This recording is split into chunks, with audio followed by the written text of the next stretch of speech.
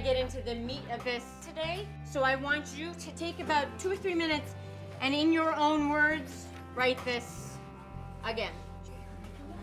To make meaning of a text that is foreign to you, to put it in the context of an issue, to glean from that text important information is going to be essential in college and beyond. Something I'm weak in is my analysis. Grammar is usually my biggest problem. Sometimes it's like I miss some points that I'm supposed to get.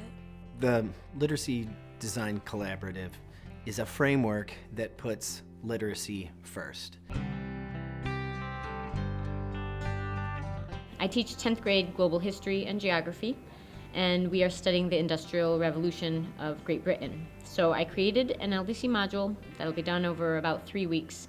When a teacher's writing one of these LDC modules, there's 4 things that they need to keep in mind. The first is, what is the task that you want your students to complete? LDC provides a pretty clear framework. There's a bank of templates there: narrative, informational explanatory, and argumentative, and those 3 things match the Common Core standards. And so they will lay into that template and make it their instructional task what it is that the students will be answering in terms of a question.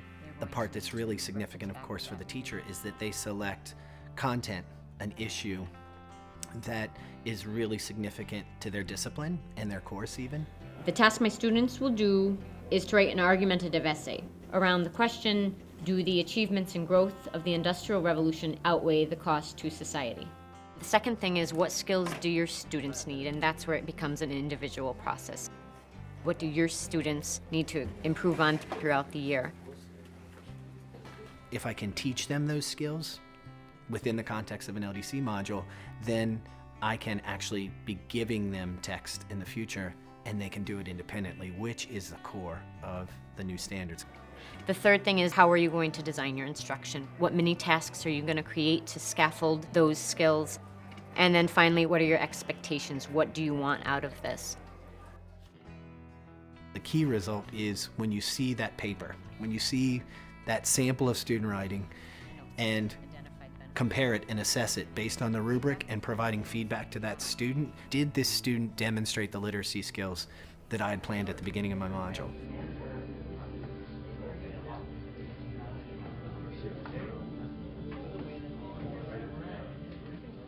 I gave them the research packets and the Cornell note sheet so that for every reading that they go through, they're already keeping the task question in mind. The purpose of adding the benefits and the disadvantages to this note sheet is because that's the whole purpose of this task. As I looked around the room, as I listened to them, I think that they were doing the reading and extracting from a text. That's an important skill. What would you guys put as the notes here? Working on dangerous machines. Most of the people that worked in the factories were women and children. Did you find any benefits yet? It says that they earn more in factories than they did on the farm. Okay. They're still earning more in factories.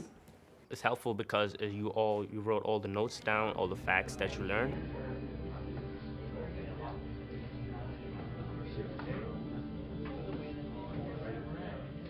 The whole purpose of LDC is to get them to be more rigorous, to get them to be more college ready.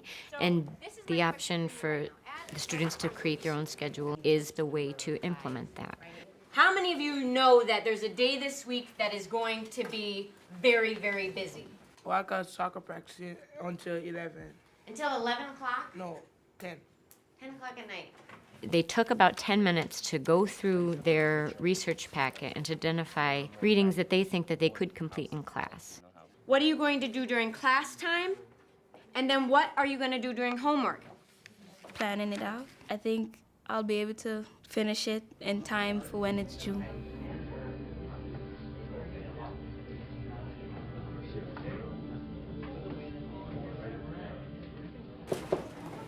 And I asked them to make a T-chart explaining the benefits and the costs that they have identified so far in the readings from the Industrial Revolution.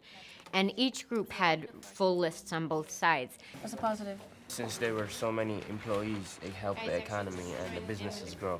Disease spread because there's a lot of people living in the tenements. They proved to me that they had learned a lot, that they were able to discuss these issues, the good and the bad. Oh my goodness. The children is younger Alright. than 14. When I hear classmates speak, like, it gives me a better idea of what I'm gonna write about. 2 hours a day, that's not enough. But they were lucky to have education because the government financed it for them. But was the education enough for their future? The conversation just kept growing and growing, and questions were being asked, and people were disagreeing with one another, and the conversation itself is another skill. One house full of 20 families sharing one bathroom.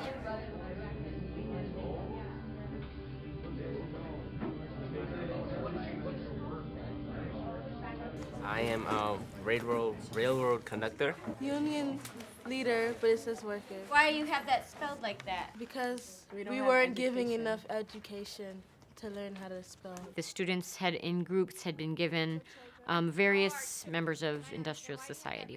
Their task was to take a series of questions, like how did the industrial era affect your life? And they prepared answers as those individuals. I'm over here working in factories all day, only bread and butter, and we only have 1 hour of break. If I was a textile workers, I would have rebelled against the textile owners. The bridging conversation piece is so important because it was supposed to allow students to hear and to discuss the benefits and the costs. If they want to quit, they could quit.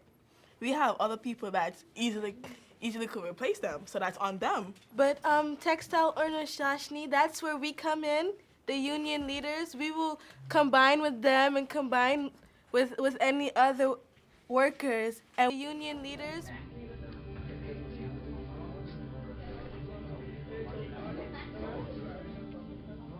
What if we were subjected to child labor and absolutely no education as teenagers today?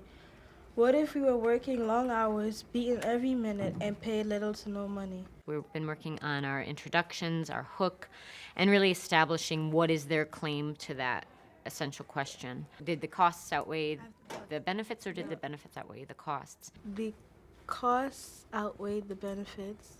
I have to answer. You had a really great hook, and you said, you know, as teenagers today, could we have gone through this? But then make it clear again, the benefits did not outweigh the costs, or the costs outweighed the benefits. If the lead isn't right, if the claim isn't right, what you have is students investing time and many times lots of work into something that has no foundation and just falls apart. What LDC provides are those markers, those steps, those stop and consider portions. Whatever you put here, this is your first body paragraph topic. Whatever you put in the middle one, that should be your second body paragraph topic. My hope and my expectation is that they produce solid body paragraphs that include analysis and this evidence. You get to understand much more better with the process and how to write a good essay. You know the steps to follow, and you'll know if you're on the right track.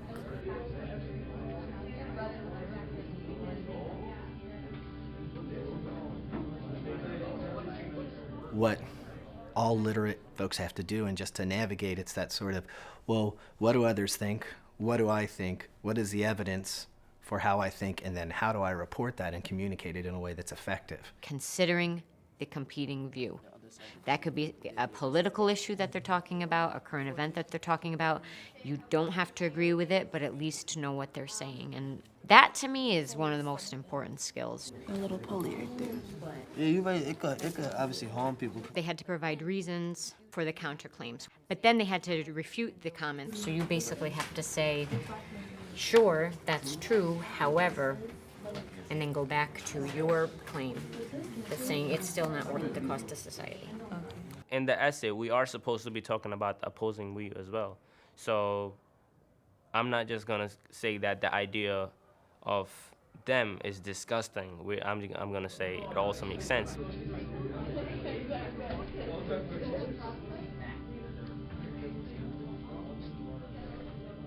Yes. They are going to exchange drafts of the introduction, the body paragraphs, and the competing views. Where is your claim? What's the introduction? I guess you have a hook, but you don't really have a background information. I know what side you're fighting for, but you know. I forgot to put that in. Oops, okay, let's check that off. Where is it? No claim. Shane Mohammed. I was really, really pleased with their peer editing skills. I've had them exchange papers before, but with the checklist, I realized that it's a necessary part of the writing process. And I saw students saving each other's grades a little bit by saying, oh, this is missing or this doesn't match. So I feel like that skill has improved. I'm so used to you grading our papers, and it's like grading his paper is.